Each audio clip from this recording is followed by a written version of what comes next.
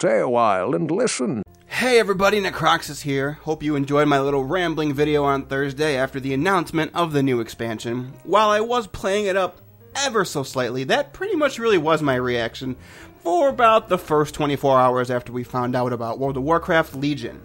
So after having thought about it for a couple of hours, this video is going to be going through the story elements that we know so far and try to find somewhat of a coherent thread that connects all of the various things that we learned. So let's get to it. Gould Dan, after assuming control of most of the Iron Horde, heralds the full-scale invasion of Draenor by the Legion, with Archimonde himself arriving to secure victory. Unfortunately for Gould Dan, the Alliance, the Horde, the Frostwolves, and the Draenei band together along with Khadgar and push back the Legion, culminating with Archimonde's defeat and death. As the Eredar dies, he banishes Gul'dan back through the Black Gate, presumably to the Twisting Nether, declaring that he has made a pact. We now know that Archimonde instead sent Gul'dan to our universe so that he may continue his work in trying to bring the Legion to Azeroth. Gould Dan travels to the Vault of the Wardens, a maximum security facility created by the Warden Order and their former leader, Maiev Shadowsong. At the Vault, Gould Dan finds the body of Illidan Stormrage, which had been taken there by Maiev Shadowsong after his death in Black Temple to be interred there and make his soul suffer for eternity alongside his surviving followers, and Gould Dan seemingly resurrects him. After this, Gould Dan travels to the Tomb of Sargeras, and there begins a demonic invasion bigger than the War of the Ancients, the largest demonic invasion of Azeroth ever. The next bit of story seems to be tightly under wraps by Blizzard, as it seems to be hugely spoilerific and probably featuring some main character deaths. However, what we do know is that the Horde and Alliance, in response to learning what Gould Dan has done, travel to the Broken Shore and to the Tomb of Sargeras to fight the Legion's forces. Blizzard describes the Broken Shore experience like the assault on the Dark Portal was for Warlords, but structured completely differently to help tell the story in a better way. They say that every single person who has played World of Warcraft will be surprised and shocked at what happens there. Alex Afrasiabi described it as such. We're going to track down the source of this invasion at the Broken Shore and take the fight directly to Gould Dan and his demonic armies. And after a glorious battle at the Tomb of Sargeras, our story will begin. Whatever happens at the Broken Shore will be huge, but we will wake up to a, quote, world on fire. And in response to the incredible threat of the Legion, the heroes will wield the fabled artifacts of those we have lost and those who have lost hope. Artifacts such as the Doomhammer, the Ashbringer, or the staff of the first Guardian of Tirisfal, Elodie. And with these weapons, the heroes will attempt to restore peace to a world on the brink of annihilation. In addition to this, class-specific orders will be founded to fight the Legion, organizations that are new in addition to reviving old ones like the Silver Hand, with the Alliance and Horde at each other's throats once again following the mysterious events at the Broken Shore. The classes themselves must band together to fight this enormous threat. In our hour of need, however, the heroes of Azeroth will turn to those who know the Legion more intimately than we ever could for help, the Illidari Demon Hunters. Whereas once this group wished to kill us, now they will help us fight the same enemy as their master, Illidan Stormrage, did.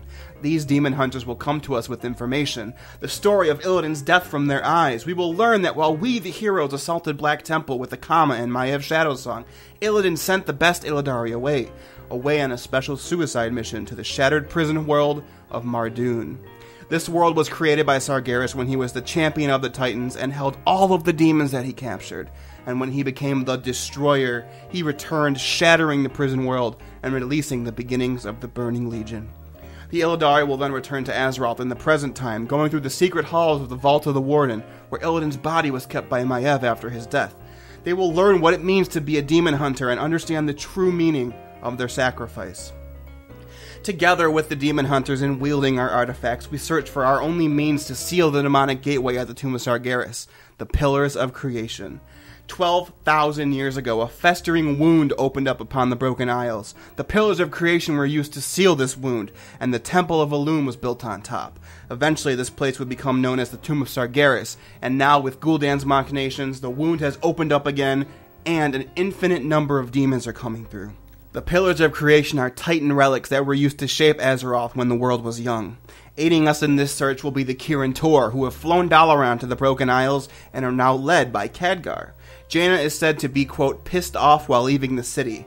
Being so close to such an intense fount of magical energy as the Tomb of Sargeras, even corrupted or not, is having an effect on Dalaran. Violet Hold still holds deep secrets we haven't discovered the first time around, and are now being awakened by proximity to the tomb, and in response to this, we will learn more about the origins of Dalaran, its mages, and the origins of the world itself.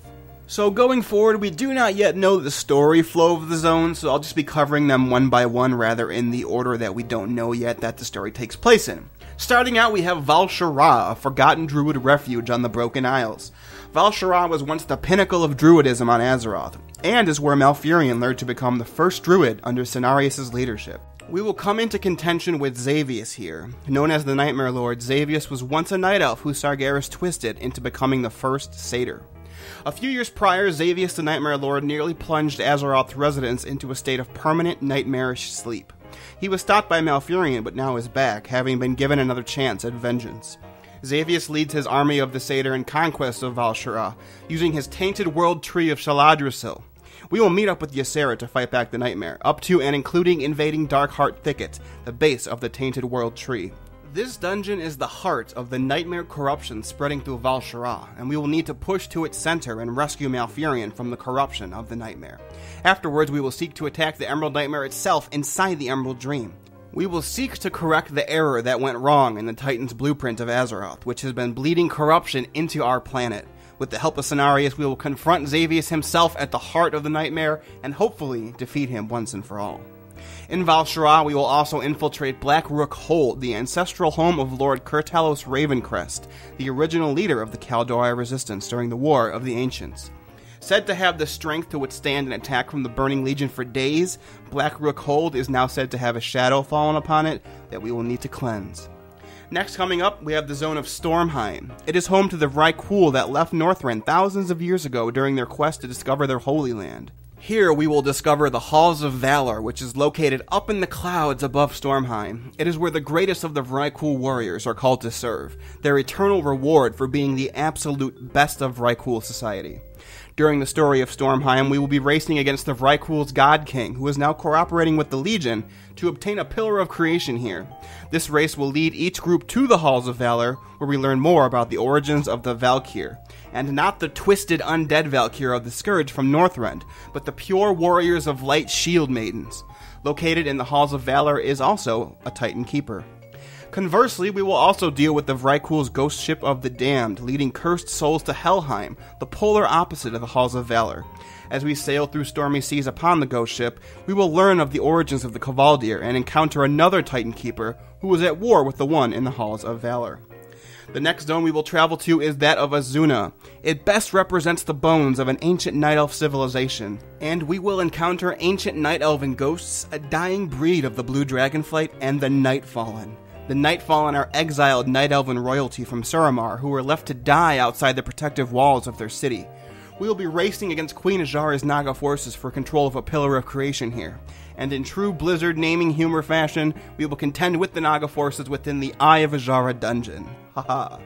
Next coming up, we have the High Mountain Zone, home to the High Mountain Torn. They are the keepers of the Hammer of Khaz'garath, the Titan who actually once wielded it to shape our very world. It's a rough terrain, home to the Drogbar, who stand in our way on our quest for the Pillar of Creation. Also in High Mountain is the former home of Neltharion, the Earth Warder, who would eventually go insane and become Deathwing. Deathwing is still definitely dead, but we will learn more things about that when we travel there to obtain the Pillar of Creation currently in possession of the Drogbar Chieftain. High Mountain is also home to Big Game and Big Hunt, and naturally that means Hemet Nessingwary is close by. Finally, we come to the Zone of Suramar, home to a new race of elves at its heart, the Nightborn. They've lived here for the last 10,000 years and have flourished from the use or abuse of their magical ability. Unfortunately for them, they've become pawns of the Burning Legion as well. Also, unfortunately for us, they have the last relic we need. Even worse, they are surrounded by elite Legion guards, including Gould Dan himself. We will need to assault Suramar Palace to claim both the last pillar and also to stop Gul'dan and the Grand Magitrix of the city. He has brokered a deal with the Burning Legion to allow them to use and corrupt the Pillar of Creation to create the Nightwell.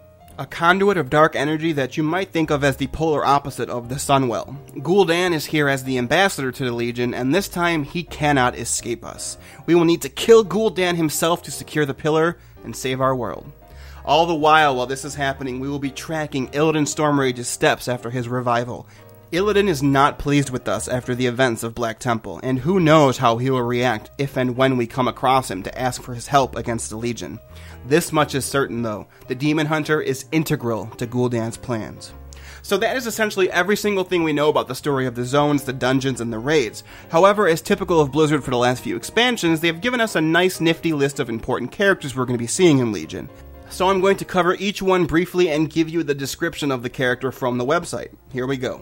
First up, we have Maiev's Shadowsong. If the Watchers are infamous among the Night Elves, Maiev's Shadowsong is a legend. Famed for her uncanny ability to capture any enemy, Maiev tracked Illidan Stormrage, the Betrayer, all the way to Black Temple and Outland. After Illidan's death, she imprisoned his surviving followers, the Illidari, vowing to never allow the Fell-Touched Demon Hunters to roam free ever again. Next, we have Xavius. Xavius once terrorized Azeroth with an infliction that almost obliterated the walls between reality and dream. His machinations ended in defeat, but he has been given another chance at vengeance.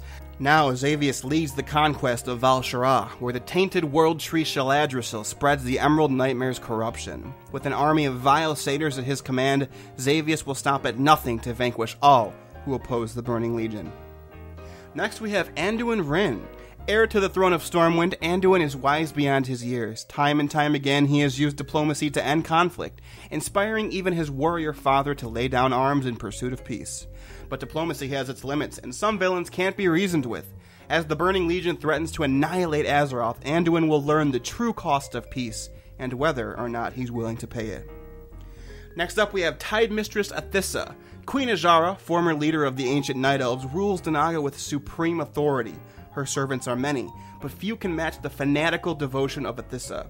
At her queen's command, she is poised to lead a massive army into Azsuna, a region rumored to hold a long-lost Titan relic of power. Nothing will stand between Athissa and this prize, not the cursed Night Elf spirits who haunt the land, nor the Horde and Alliance forces that are gathering on the Broken Isles.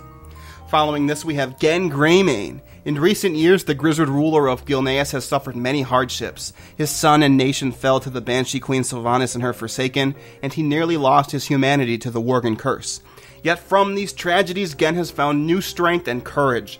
He is determined to fight tooth and claw against any enemy that threatens the safety of the Alliance.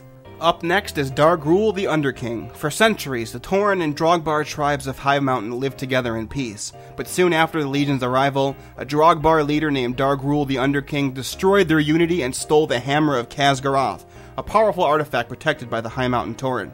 Using the terrible power of the Hammer, the Underking intends to take control of the entire region of High Mountain. Following that, we have Khadgar.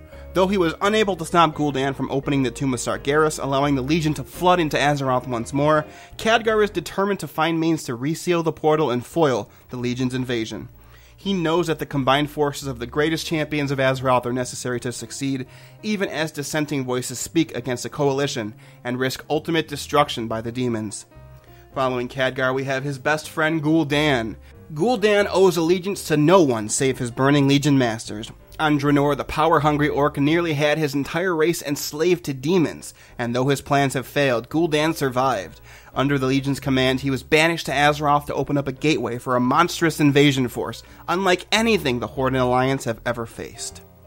Next, we have Sylvanas Windrunner. The Forsaken's ruthless leader is a formidable champion of her people, but with the Burning Legion's invasion, the stakes for the Dark Lady have never been higher.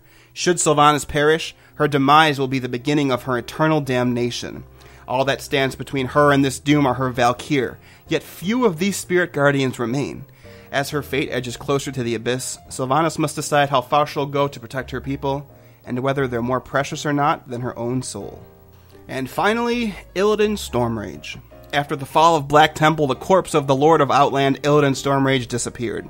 No one knows the true fate of Illidan's remains, but legend holds that the Warden Maiev's Shadowsong took his broken body to the vaults of the Wardens, so that Illidan's dark lingering soul could suffer the rest of his eternal sentence, along with his followers, the feared Illidari. Justice to be forever served. So there we have it, virtually every single piece of lore currently available for World of Warcraft Legion. Thanks for watching. If you were thinking, oh, Necroxis, we didn't hear how you personally felt about all this, well, you're right. That's going to be a different video because I do in fact have all the thoughts and feels about this expansion that I felt should be separate from the cold, hard facts, in addition to theories as to where the story can go from here. So look for those coming soon. Let me know how you feel about all of this in the comments below as well, and I will be sure to read it. I love engaging with people with the lore talk. If you found this video entertaining or educational, please share it with people you think would also find it interesting. If I can get even one person interested in the lore, I will feel as if this entire channel is worth it. Also, make sure to like and favorite this video and subscribe to the channel if you haven't. All of it helps expand the channel and its reach, and I will be forever grateful for those of you who do.